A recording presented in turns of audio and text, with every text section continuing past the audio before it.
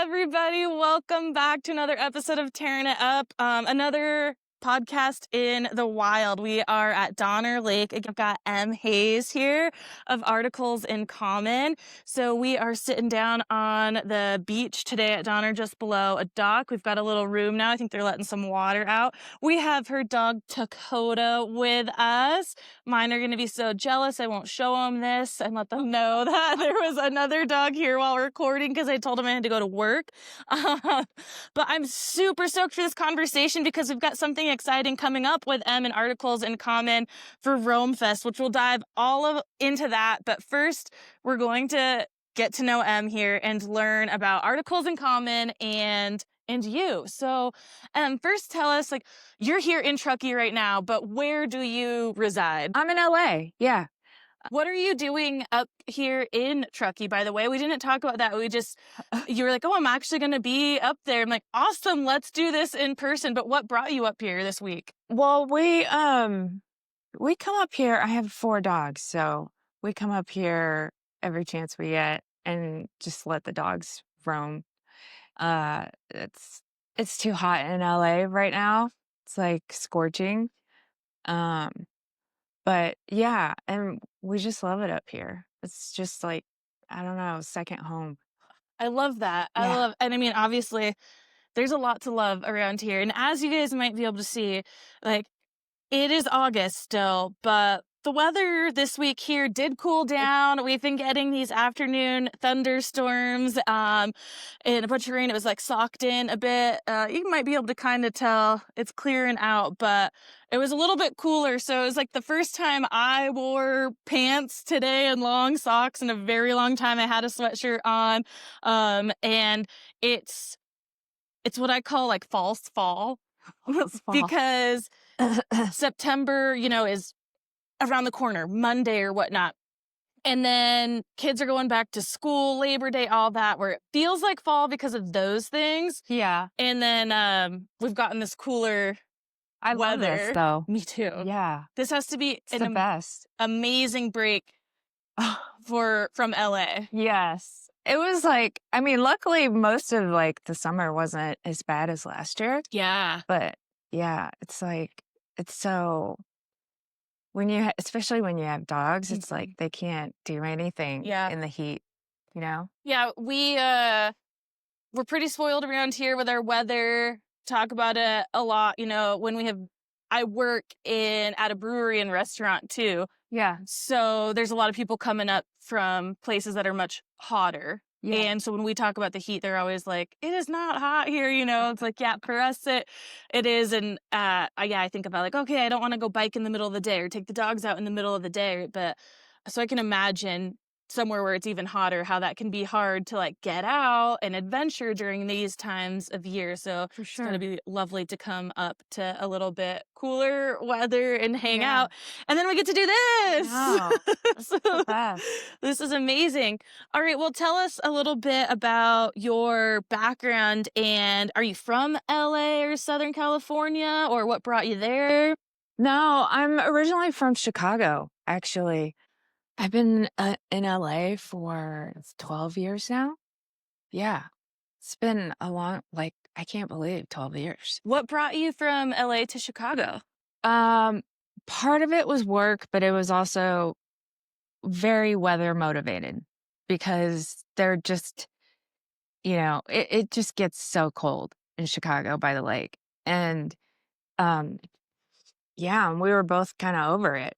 And yeah. And so, but, we love it in LA, and we love just the West Coast in general, and just being able to come up to places like Tahoe and the Sierras, and, just we both are avid backpackers, and we did Tahoe Rim with the dogs. Oh, cool. Last year. And, I just had 3 dogs at the time. Yeah, now you have 4? Yeah. But yeah, it was cool. I mean, they were troopers. They loved every minute of it. So that's amazing. Yeah. Were you avid backpackers and whatnot before making the move west and into the outdoors, or did that all kind of happen when you made the move? Okay. It all happened out here. Chicago's not really I don't know, that you don't have as much to explore there, really. I Yeah. mean, you have parts of, like, Wisconsin, like Kettle Moraine and stuff like that, which is cool, but you don't have the mountains, you know? Yeah. So, yeah, but, like, the minute we came out here, it was like a whole new world for us, like, totally opened up, and that's I had started working in fashion at the same time in apparel manufacturing, designing apparel, and, at the same time, I was exploring and hiking and backpacking, and yeah, that's kind of how the beginnings of the idea of articles in common started to just things started to percolate, Yeah.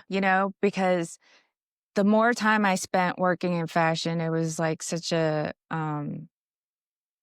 right away, you just know how toxic, how wasteful it is. Mhm. You get a full picture of exactly like what production and overproduction is doing to our culture as a society, but also just our planet, Yeah. And like this, it's the machine. I call it the machine. Like you're just driving production all of the time and feeding the machine. And I would just spend as much time as I could outdoors to kind of like counteract that toxic environment. And the more time I spent outdoors, the more I started to feel like protective of it, Mhm. you know? I mean, for the first time in my life, I actually felt nostalgia for my environment and patriotism for Yeah. my environment. Um, and yeah, it's like as outdoors, we so often think about the wild as our playground, but it's actually home to so many species before it's our playground. And I don't think people always think of that. Love what you're mentioning here with the like we think of the outdoors as our playground. When we had our first intro call, we talked a little bit about this and it's been like in my mind since that conversation and Yeah. I just picking it up and when I hear other people's language about that and I'm noticing other people to, say that and kind of pick it apart where it's like, yeah, we treat it as our playground. We just want to get out and do the fun things, but there's so much more to protecting the outdoors than like just so we can go enjoy it. Yeah. And like you've been using your channels and your platforms to talk about that and raise that conversation and like, why aren't we actually having this conversation that it is not just so we can go especially from the brand side like I Hmm. don't own a brand so I feel like it can obviously be easy to like to pick at them that you're saying like protect the outdoors so you can buy our gear and get outside like Yeah. but there's obviously so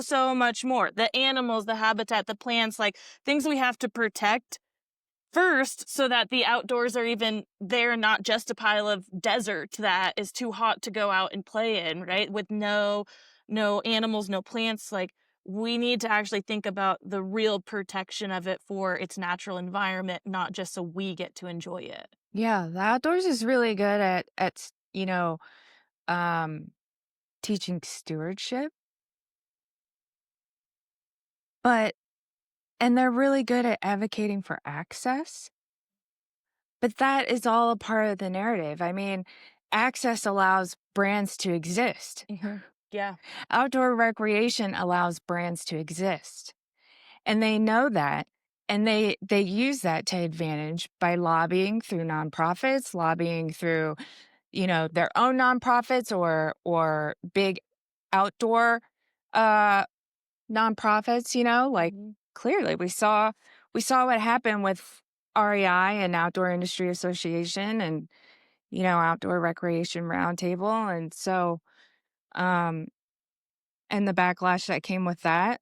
And so it's like how can you defend something like that? How can you say that you're you care about the outdoors, but then you support your actions are doing just the opposite, Yeah. you know? Mhm. I think that was kind of an eye opener for a lot of people. Absolutely. Yeah. Absolutely. And before we go any further too, I mean, we're going to dive into Articles in Common and kind of how it started, but for like kind of elevator pitch for those who aren't familiar with Articles in Common, let's lay it out for the audience what your company is exactly. So, Articles in Common is a secondhand marketplace for outdoor gear and apparel and gear adjacent items. But it's really a lifestyle brand because we're not just trying to sell secondhand outdoor gear. We also do outdoor books, we do dog gear, we do outdoor vintage. It's more of like this lifestyle Mhm. because that's what I feel like, and that's part of why I started it is because I wanted a place that was reflective of someone who just wants to live a more sustainable lifestyle. Mhm. And I think too often we've been part of this narrative. I keep talking about the narrative that we've been sold, and part of that narrative is constructed by outdoor brands. Mhm. But um, part of the narrative is also that we've been told that it's our responsibility to buy better. It's our responsibility to make the right choice, Mhm. um, the better choice, right?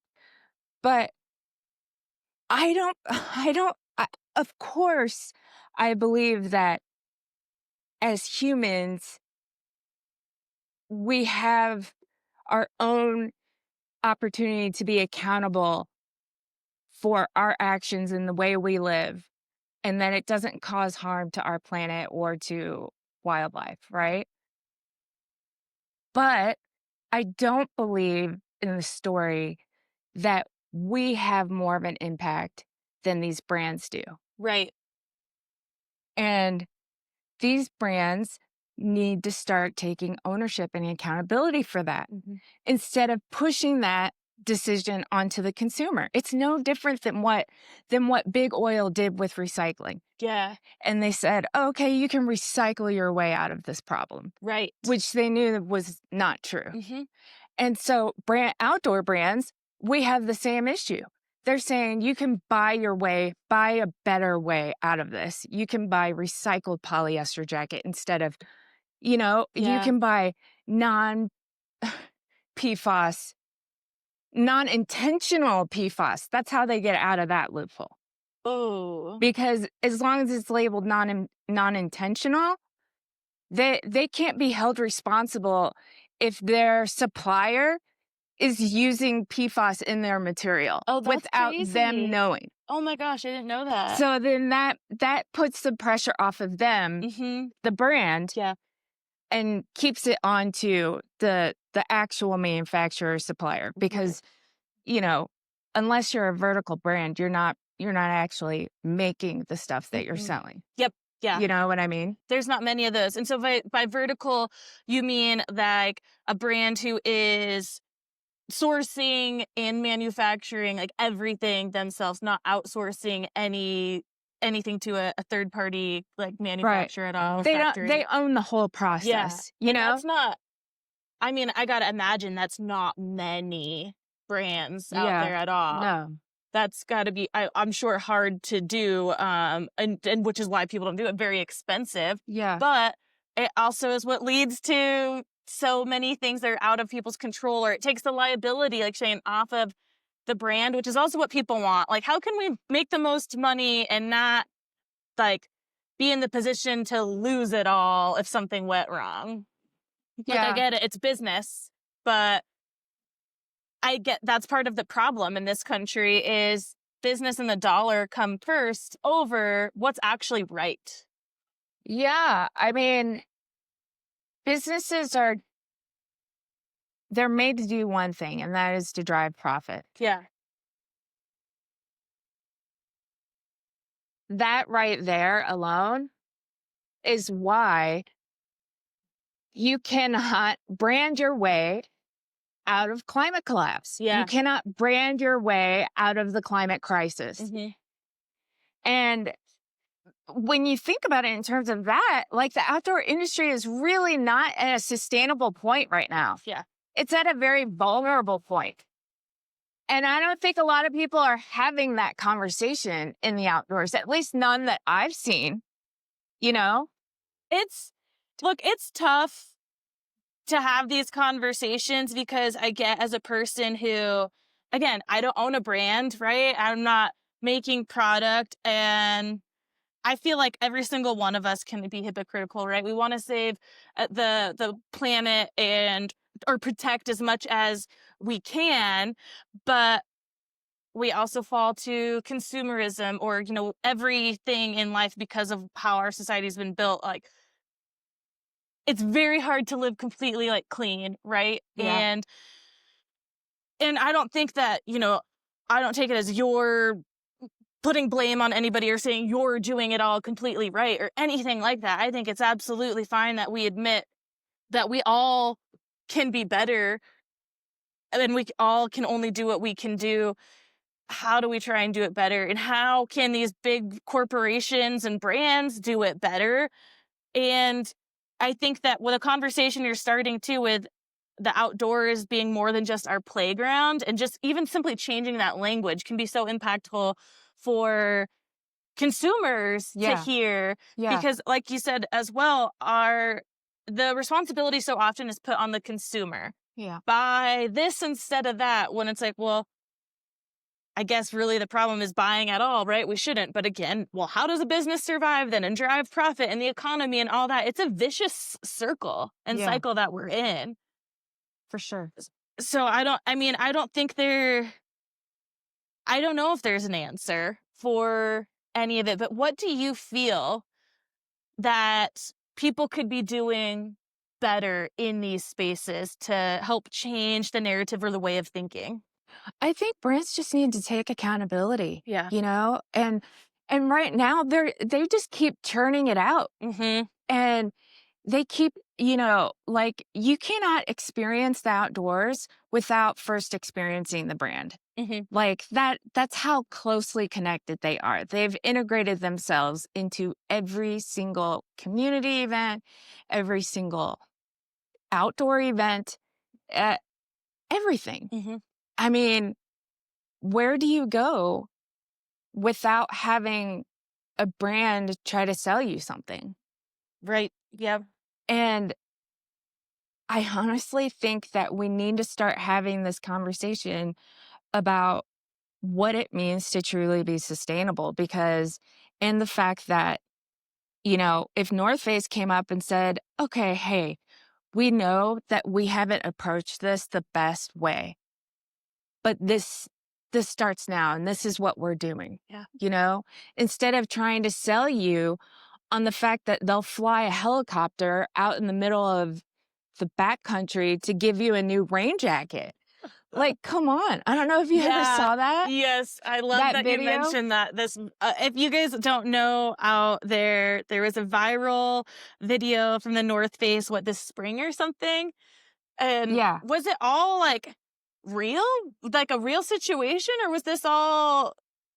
I'm sure obviously at some point it had to be planned, but the Right. premise Yes. is that someone was out in the middle of the backcountry, needed a new rain jacket. Her rain jacket failed. It failed to keep her dry. Yeah. And she was like, this is bullshit. Like, this is your rain jacket. So North Face supposedly took that as an opportunity and used it to their advantage by working with that content creator to then come up with like a response to that. Mm-hmm. And they literally had her out in the backcountry, recreating that scene of her jacket failing on her. And then cut to some North Face employee going into the store, grabbing a jacket, replacement jacket for her, hopping onto a helicopter and flying it out into the middle. Like, where was your sustainability director whenever you decided to produce that video? Because if I was running your sustainability, program, I would have been like, absolutely not. Like, that goes against everything that we're saying. Exactly. It's values fighting each other. And I was just at the Title IX headquarters for something I'm doing with them in the near future.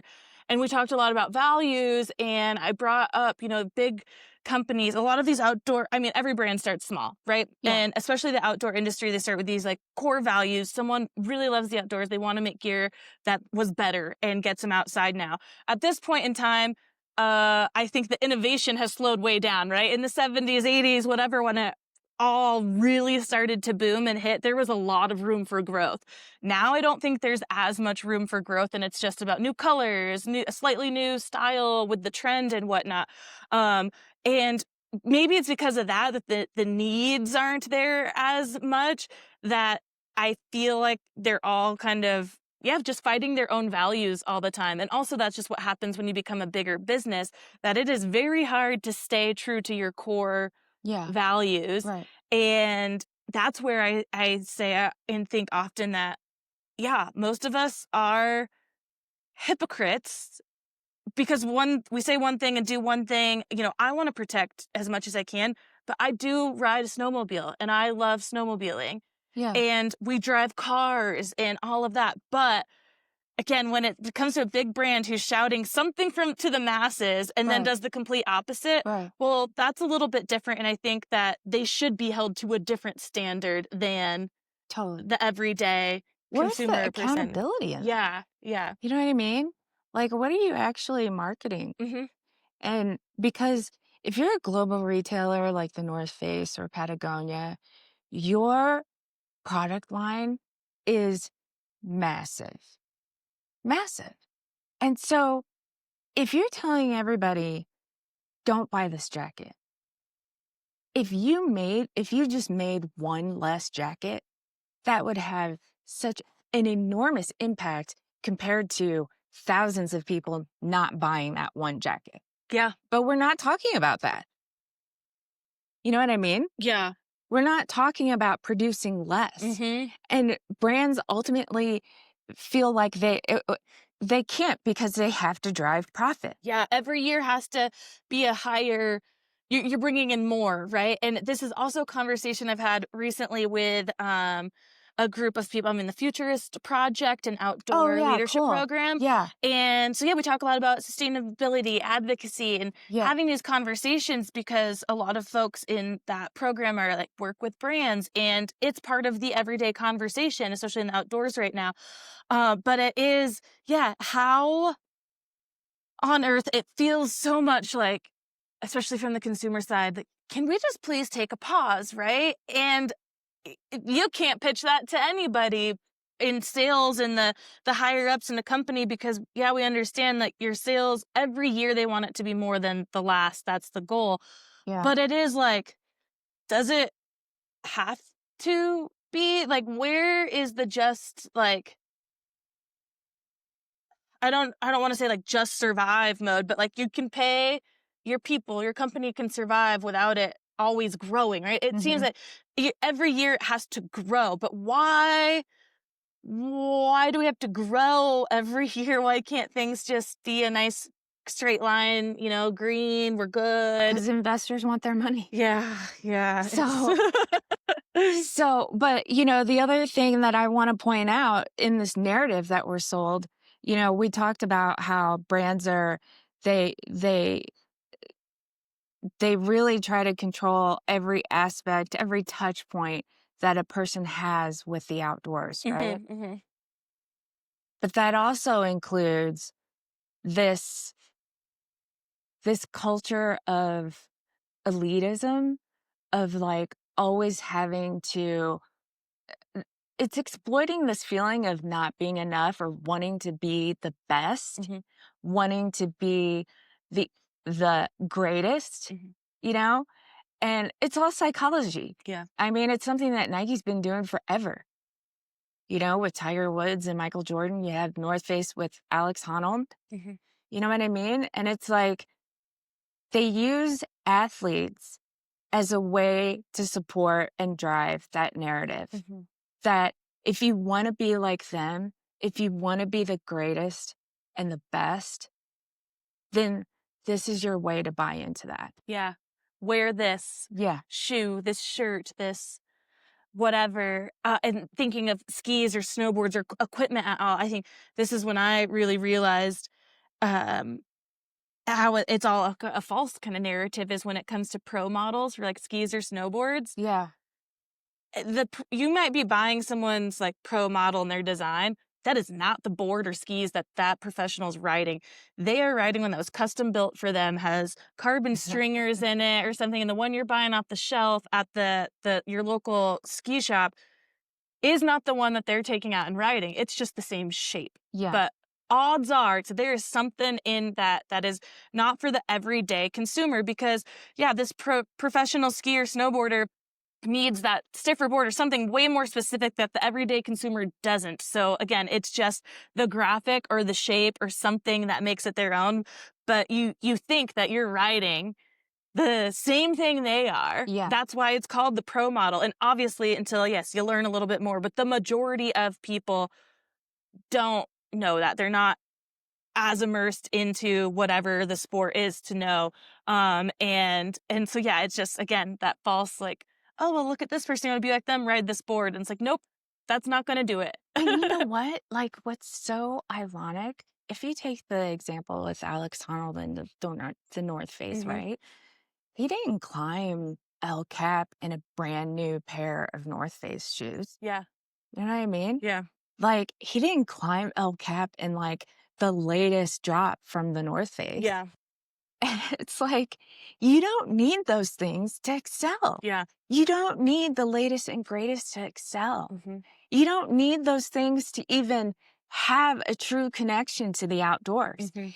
Going outdoors, exploring the outdoors, doing whatever you do outdoors has nothing to do with what you're wearing. You don't need a technical jacket to enjoy snowboarding. Right. You know what I mean? Yeah. And what we're trying to do and what I'm trying to do is question that narrative. Mm-hmm. You know, it's like what in every sport there's a purist. There's a group of purists. Yes. That want to do, they don't buy into all the hype. Mm-hmm. They just love the sport for the love of the sport. Mm-hmm. And that's what they want. But brands exploit that. Yeah. They try to tap into that as a marketing tool. Yeah. But those purists, they could care less about what brand something is. Mm-hmm. And it's like, well, okay, if you are this athlete that you claim, then you really don't need the latest and greatest gear. Yeah. So why can't that be the model Mm-hmm. that we're trying to sell? Why can't that be the standard? Yeah. You know, if you're so elite, you're so good that you don't need the new gear all the time, that you climb in 10-year-old shoes. Yeah. You free soloed El Cap in 10-year-old shoes. Yeah. You know? Yeah, and I love that you brought up like the purists because there's this guy we know, again, he's an old time like snowmobiler around here, my boyfriend's buddy, but he's one of those guys that, yeah, duct tape boots and Yeah. just like old bibs and whatever, and Yeah. just gets out there and rallies so hard. But at some point, you know, I don't know when. It's been around for obviously decades and decades, but the societal pressure of how you look, right? If Yeah. you look like you're wearing an old ratty jacket, it's about being accepted, I think, is Mhm. where it started. And now you got to look cool, look the part. You have the latest gear. But we know we've seen so many people like that. They look the part and then they like do not, you know, do the sport very well. And that's all good and fine, whatever, no judgment. But it's just like, there's been plenty of times I've said, look good, feel good, right? But like that can be in just how you come off as a person. It's not going to make you better at the sport, right? And so when they're trying to sell you apparel, especially for activities, it is just, again, selling you that false narrative that like you're going to believe that it's going to be easy now. And Yeah. it's not. And obviously there's a time and a place for better technical gear. If you're really doing I think a very technical or long pursuit or something where you need to make sure you have the proper gear, Mhm. right? To stay warm, to stay dry.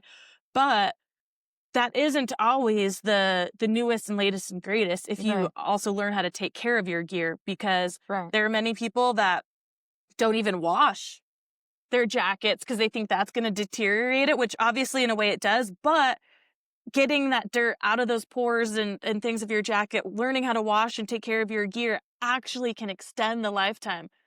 But you don't really see people talking about that. You don't see a lot of brands talking about Nick Wash, or Nick Wax, is a well-known company that's technical gear cleaning and re-waterproofing. Right. And I think some brands have partnered with them and whatnot, but there's not enough of those conversations of like, how do we extend the life of our own gear? It's like, it's almost that the brands don't even want to have those conversations because again, they have to reach these sales every year, have the year over year growth of a certain amount. And I know again, our society just hasn't set us up to not have to have that, to not want that. And I don't know again how that can start, who can take the leap there. Well, it's also like this, like branded resale was built by, it wasn't built with the consumer in mind. Yeah. Branded resale was to give brands more control over the product life cycle. Yeah. And it's more about customer perception than what they're actually doing. Because a lot of these branded resales are owned and operated by third-party companies like Archive Resale or Trove or Treat. Hmm. There's a bunch of them out there now. Where in those types of situations, it's completely hands off. The brands have nothing to do with it. But to the consumer, it looks like it because they go to their website and they see like Rebird or whatever, Yeah. and What's Patagonia reworn or worn wear. worn wear? Yeah. Every brand has one Yeah. now. So if you guys don't know exactly what we're talking about, it's like it is a huge thing. Almost every brand I feel like has a secondhand marketplace, and they all have their own names of rewear, reworn, like ties back into their brand somehow. But you'll see in a lot of these branded websites that there's a link that you can go and buy all like, secondhand Arc'teryx or something that they get back from the customer and resell. Yeah. But to your point, it's not necessarily about the betterment. It's just another kind of, I think, channel for them to try to keep money in their funnel and also honestly convert more customers Totally. to their brand Yes. specifically. So I think, well, obviously you are doing it with like any brand. You're not branded, your articles in common, and you accept like all sorts of different brands and things. I think it was Flylow maybe or some brand. They started a secondhand and they were accepting things back from other brands, Yeah. but to like recycle it, they weren't reselling that brand. So what do they do if they got a different brand's biz back? I don't know, but then they're like, you can buy these. Oh, it was a credit. That's Oh, what it okay. was. Okay, Yeah. so it's like a credit to buy their Yeah. product. So again, all these ways to like funnel money back to them specifically. Yeah. I mean, and that was another thing as to why Articles in Common got started is because as these resale platforms, branded resale platforms started to pop up, I started to try them out, because I was genuinely excited by it. And because the sustainability talk and the circularity talk has been ongoing in fashion forever compared to the outdoors. The outdoors hasn't even scratched the surface. And so, you have companies like Patagonia saying, we're not in the business of fashion, but you are. Yeah. Because you produce at a mass scale. Just because you're not Shein doesn't mean you're not in the business of fashion. And so, that's just another form of greenwashing. But anyway, my original point is that what we're trying to do is make it easier for people. Because if it's not easy and if it's not effortlessly integrated into your life as a lifestyle, then it shouldn't have to be a big lift. It shouldn't have to be this big choice for you. It should be really easy Hmm. that you don't have to think about it. The sustainability aspect and the circularity aspect is on the business, not the consumer. And that's what I wanted Articles in Common to be based on. Um, and that's why we work with our members to be able to accommodate whatever it is that they need. Yeah. And, you know, when I say our members, some of our members are athletes, pro athletes that get it, that get the whole environmentalism. They're environmentalists themselves. Hmm. And they don't want to be a part of that. They don't want to be a part of that machine. Yeah. And that's such a good, just everything. I mean, like I said, it's so hard for me to have these conversations because I feel like it's often overwhelming. And a lot of times I feel like they end with like, there's no answer, right? What do I do? What do we do? What can we do? But supporting things that are in people and brands and companies like yourself, I think is a huge step. And just doing a little more of our own research as consumers. Because as much as, we say like it shouldn't be on us, right? But right now it that's kind of where it's landing, and we unfortunately do have to take more into our own hands at this point to make the right choices, and educate ourselves. And that's, I mean, what we're trying to do with having people like you on the podcast too. It's a lot about, again, myself and learning, because I'm not going to be perfect whatsoever, and no one is, and no one expects anybody to. But how can we be better?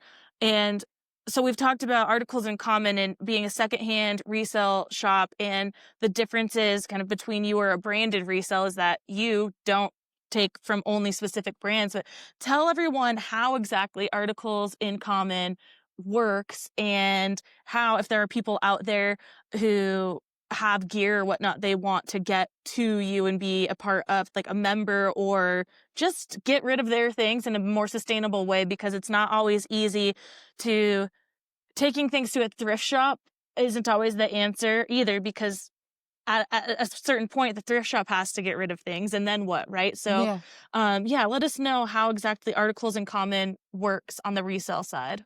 We actually work with other resale shops, just like you said in that scenario where they just have so much dead inventory um, that they don't know what to do with. Mhm.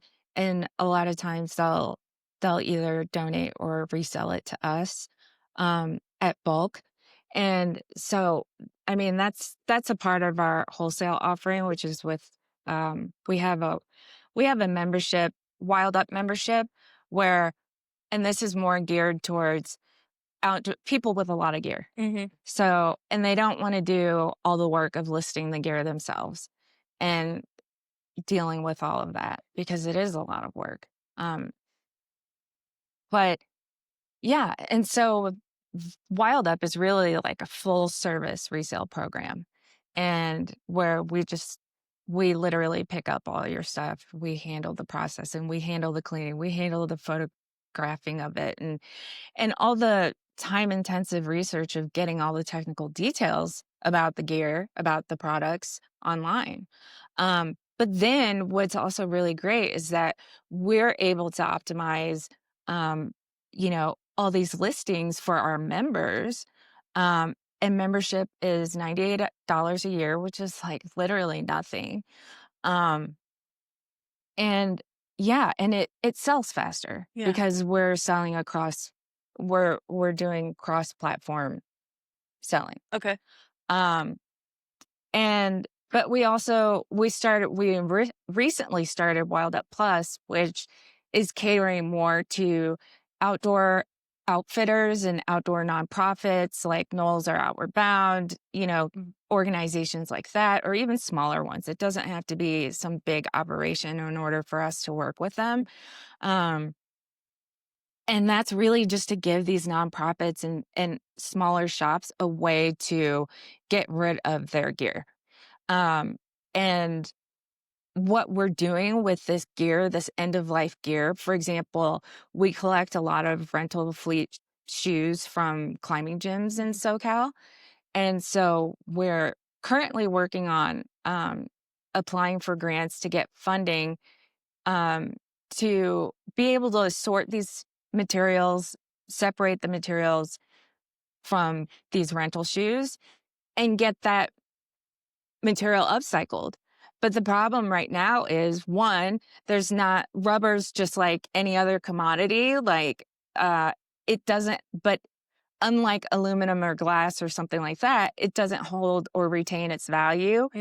And so industrial recyclers aren't going to pay for that. Right. You know what I mean? Yeah. So the brand doesn't want to pay for it. The climbing gym doesn't want to pay for it. So then what's left? Right. Where does it go? Where does it go? It gets thrown in the trash. Yeah. Yeah. And people don't even think about it. And so when we started accepting donations, that was one of the first things that started to show up for us was 500 pounds of rental shoes. And it's like, okay, so what do we do with all these rental shoes? You know?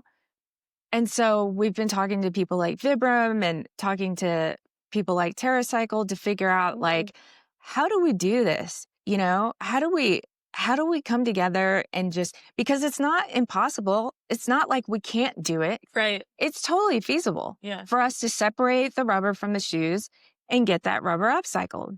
It just comes down to money. Who wants to pay for that? Right. And so we started the Resale Project as an initiative to unite the climbing industry to come together and say, hey, we want to be a part of this project. We want to chip in. We want to do our part. We want to, you know, contribute to a solution and not constantly churn out and contribute to the problem. Right. And so that's an initiative that we started. And we hope to continue initiatives like that throughout all different outdoor sports. You know, as we see more and more things like this occurring. You know? It's a great point because that is a point of contention for a lot of these things is that there is no system in place right now for some of these things that people want to recycle. I mean, working at a retail store, there were plenty of people in our that come and they're like, what can I do with my old stuff that I can't donate because there's a hole in it or whatever, but like there's got to be, I don't want to just throw it away. There's so much material left. How can this be reused? Yeah. And there's more programs and things coming along, but it feels like a lot have started and then it gets to a point where the cost is not like worth it for whoever, you know, and that part kills me so much that it's like, it can be so costly to recycle some of this material, but what's the alternative? If the alternative is trash, then we have to figure out a way to pay for it and to obviously things are going to be really expensive at the beginning, I feel like. But I don't feel like people have given it enough time to create better systems in some of these recycling programs or things that it's just like, oh, it costs too much, we're done. It's like, well, wait, you haven't even like been able to explore ways that you can maybe get the cost down, or going back to the drawing board and like, well, how do we stop making it with this material that is entirely too expensive to recycle? But the thing is, companies are not going to do that on their own. Yeah. It takes policy reform and it also takes pushback from the consumer, from the public. Yeah. That's what's going to, and so we're trying to build awareness through the climbing community about the waste that's being generated so that way they can help apply pressure to these gyms to do the right thing, because ultimately they're not going to do it on their own. Exactly. And this doesn't just apply to climbing gyms. This applies to all outdoor businesses. And let's take, for example, the PFAS thing. Yeah, exactly. Nobody did anything about PFAS until they had to. Yeah, exactly. You know? Yeah. And so, and even then, even now, they still try to find loopholes through the system. It's incredible. So, and California's, you know, they passed extended producer responsibility laws, but even then, that doesn't even apply to everyone. Yeah. It only applies to specific categories, and it only applies to businesses generating revenue over more than $1 million. Wow. How does that actually solve anything? Exactly. And then that's also not what, like, you got to dive in more to like know Yeah. and learn, because from the outside, it's the headline of PFAS in California, or like, you can't get them in 2025 or 2026. It has to all be out, like, but then all of a sudden, yeah, you learn more like, oh, actually doesn't apply to me or this or that. And it's, it's wild. You try to pass these policies, and like I said, there's all these loopholes that come up. And again, it's like, the onus shouldn't only be on us, but it is, because we have to apply the pressure to policymakers, to brands, to all these people, to hold them accountable. Mm-hmm. And it sucks that, I guess, I don't know, that's capitalism. Like, nope, we're the business, we're the upper hand, we're gonna do it this way, and we're not gonna change until we have to. Um, and it just, like I said, these are But the conversations that yeah, can be like, get you like, dang, it feels like we're never gonna we push can't forward. we can't wait till they choose. Yeah. We cannot wait. Everyone, the planet Yeah. cannot wait for Patagonia to save the planet. Right. Yeah. Because let's talk about this. We're in the middle of climate collapse right now. Mhm. We're not even talking about net zero anymore. Yeah. We're not even talking about achieving 1.5. We're even talking about achieving 2. We're now starting to talk about 3 and 4. And the scientists have already stated that we are in the middle of climate collapse. We have surpassed all of these boundaries that we are not supposed to surpass Yeah. in order for the earth to be able to sustain itself, right? And yet, we're not having this conversation in any outdoor event that I've been to, Mm-hmm. in any outdoor panel that I've spoken on, in any outdoor trade show I've gone to. I've heard a conversation about PFAS. Mm-hmm. That's it. Yeah. So it's like, how is the industry really going to be sustainable? Mm-hmm. Because the way that it is right now, it is not. Yeah. It relies on outdoor recreation. And we're not talking about all the climate disasters that are occurring. Mm-hmm. Let's take Asheville. Let's take Texas. Let's take LA Mm-hmm. and Hawaii with the wildfires. I mean, how is that impacting the outdoor industry? How is that impacting outdoor communities? Look at the girls' camp in Texas. You won't see that in Outside Magazine, Right. Yeah. but why not? Mm-hmm. You know? Yeah.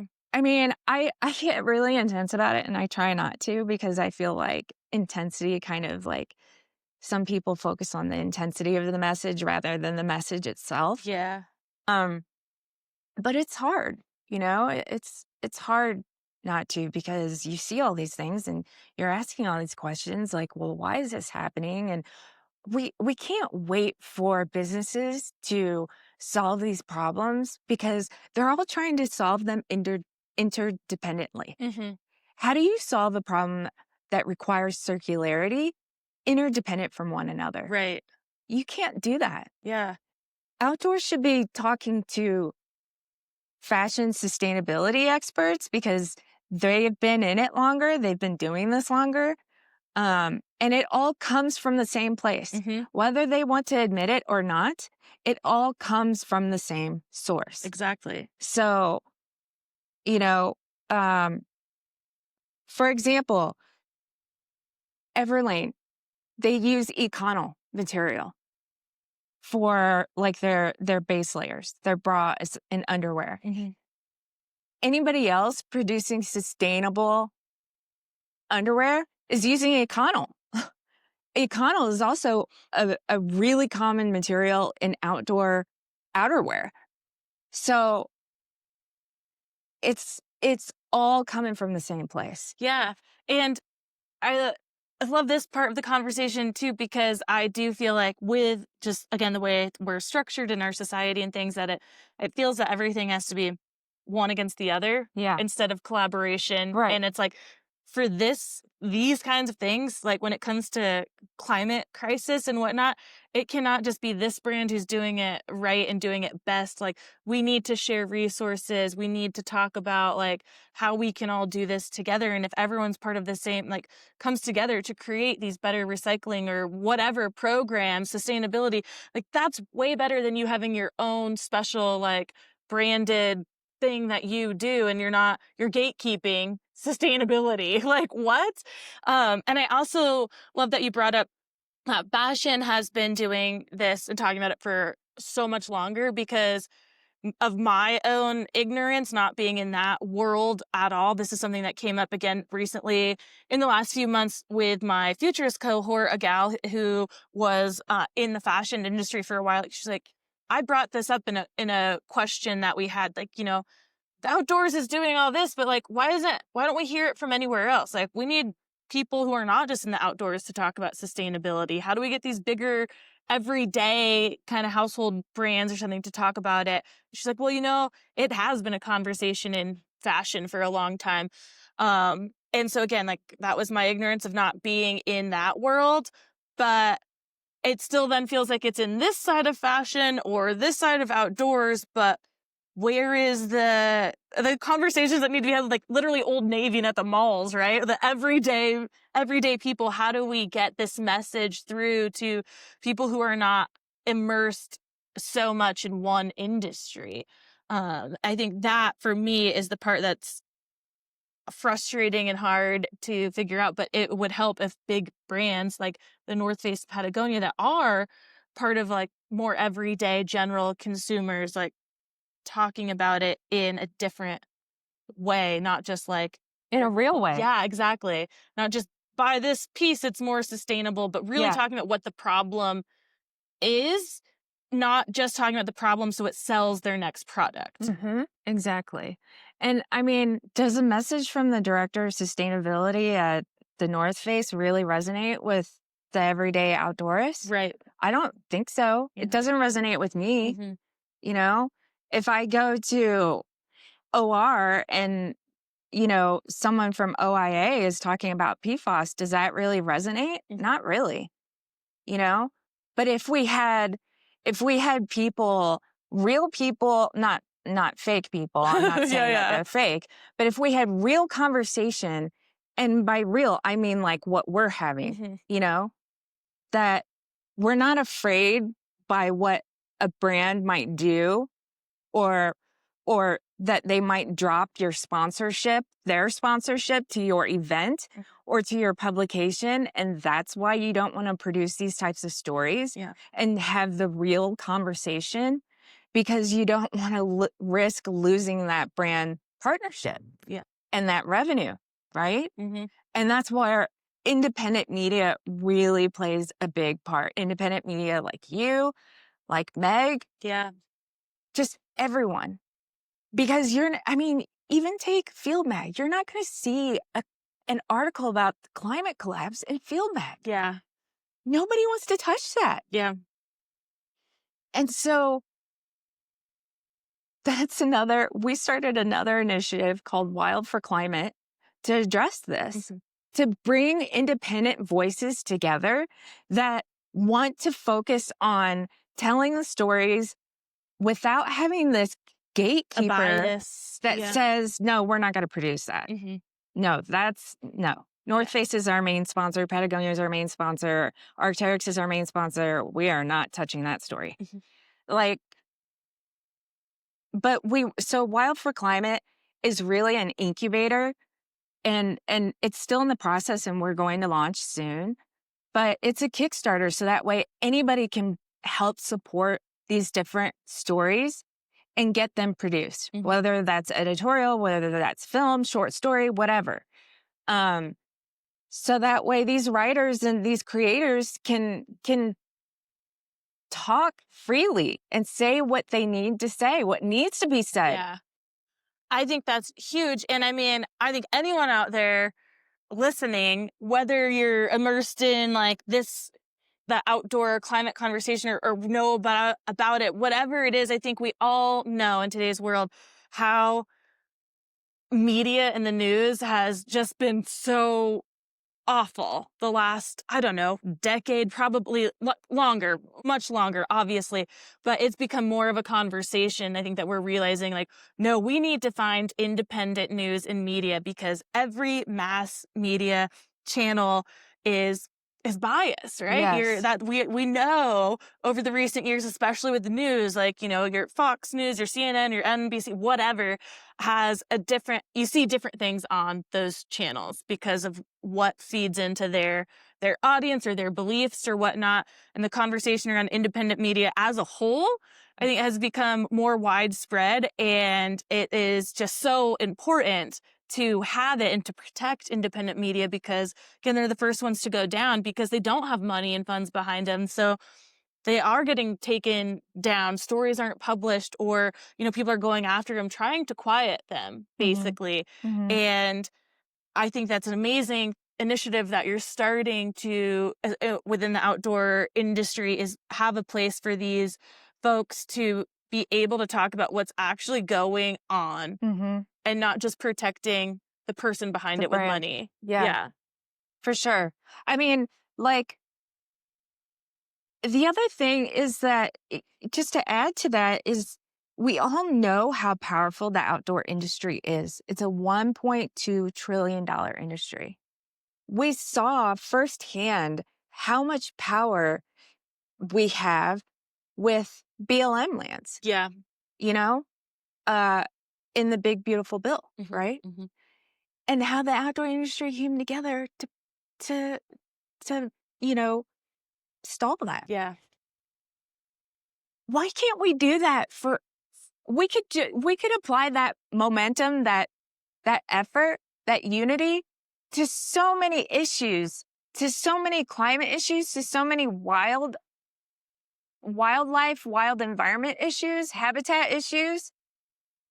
And that really gave me a lot of hope when I saw that, but it also gave me a lot of disappointment because I felt like we only care about the part that we have access to. Right. Yeah. But the wild is so much more than that. Yep. So much more. It is all such a huge conversation. And I do think that the first step really is having it, right? Not being afraid to have Totally. it. For And sure. again, you're providing space with what you're creating and trying to also create this more circulatory environment with articles in common and having a second home for gear that isn't just about building up your brand, like I said, not a branded resale site, and getting people outside and trying to, what I feel from it is like, erase stereotypes. Like, you don't have to Yeah. look this certain way. This gear still works. It's good. Yeah. And um, it's also, is it consignment for the people who like put their gear on? Yeah. So for people who aren't members, you just go to our website. There's a form there to sell your gear. Okay. Um, and you have to upload your photos and provide all the product information and all that good stuff. Hmm. Um, but yeah, and for non-members, the for members, the consignment rate is the payout is a lot higher. Okay. So that goes up to like 75% Wow. commission that a seller gets, a member gets, versus 50% for non-members And that member cost was the $98 a year. annually. Yeah. Yeah. And so the whole connection got started from me talking about my Road to Rome campaign Right. and Yes. looking for some collaborations and partnerships. And, you messaged me when I put it out there into the interwebs of, how you'd like to learn more, whatever. We chatted, and I was like, look, how can I do something with you, be a part of this, and be more of a facilitator? Yeah. Because of what it is, I feel like, yeah, the system, we need money in the things that we do, but I am seeking out different opportunities. And I feel like everyone has to have kind of just in-kind partnerships. And I felt like this is actually something I could do with Articles in Common for me, that like I'm literally, like I said, the facilitator. And what we've come up with is having an Articles in Common drop station at Rome Fest. Gear down, wild up. Gear down, wild up. Love it. And so we are going to be at Rome Fest, in a couple weeks here, September 19th through 21st. We'll have Articles in Common drop station. You guys will get all the details on social and whatnot. But for any of you who are driving, especially if you did have any extra room in your pack, if you were flying or something, but mostly those of you who are driving in, because I know it's a lot of you like us, it's an opportunity for you to bring some of your used gear that you don't want anymore, but is in good shape. And I'm going to let Em kind of talk about how that drop station might work. So, yeah, you'll be able to, I mean, we'll send out all the steps, what needs to happen if you want to participate through socials and stuff. But yeah, it's super easy. Like if you want to sign up as a member, all you got to do is literally drop your stuff off at Tarin's tent. And if you're not a member, like, you just have to go to our website, tell us what it is, send us the photos so we can tag your stuff and make sure that, it's that we match it up with the person that's selling it. But yeah, I mean, we want to start being able to do more gear drops and just like changing what the drop means. Yeah. Like this drop culture of like the latest drop, like doesn't have to be the new stuff. And so this Gear Down Wild Up is this program of just like this mentality of changing this mentality of like gearing down, letting go of the things we don't need that don't serve us, and wild up, like, like wising up to what really matters, to what the outdoors really means to us.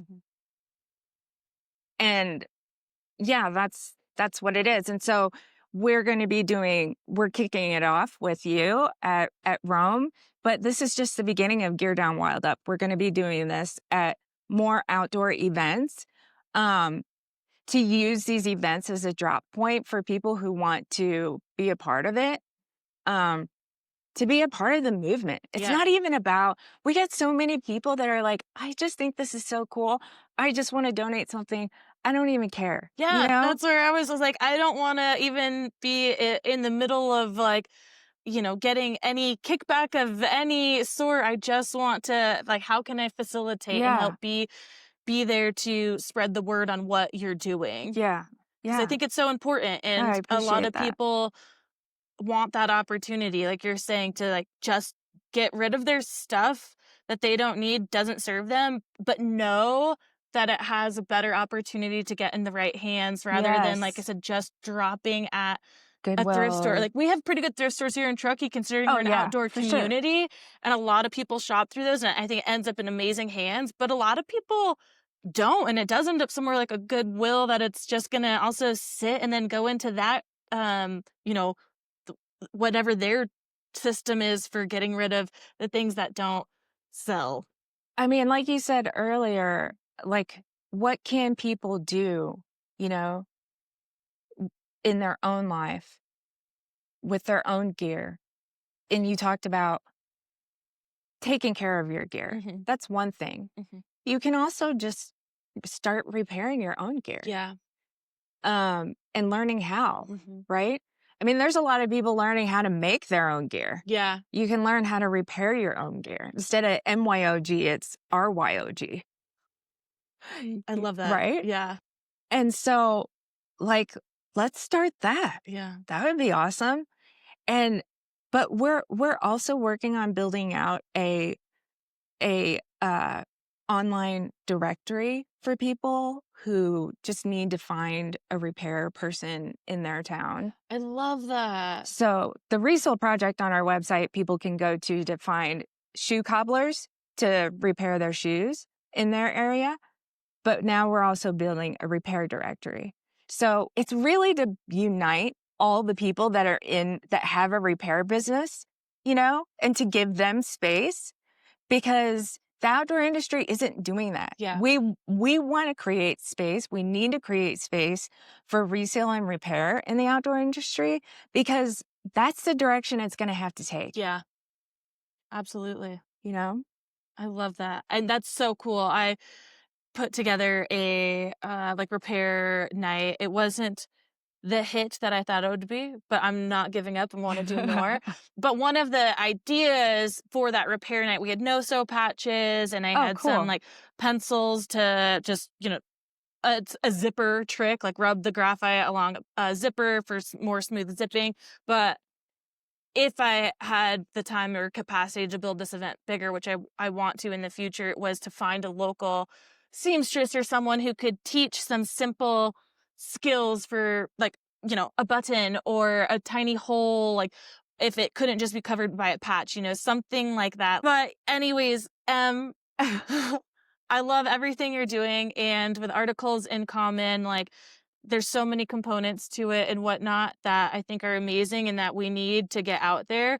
I'm super excited to be a part of it with Rome Fest and offer the drop. So everybody out there who is going to Rome, so stay tuned for social on what the details exactly will be to participate in the drops and whatnot.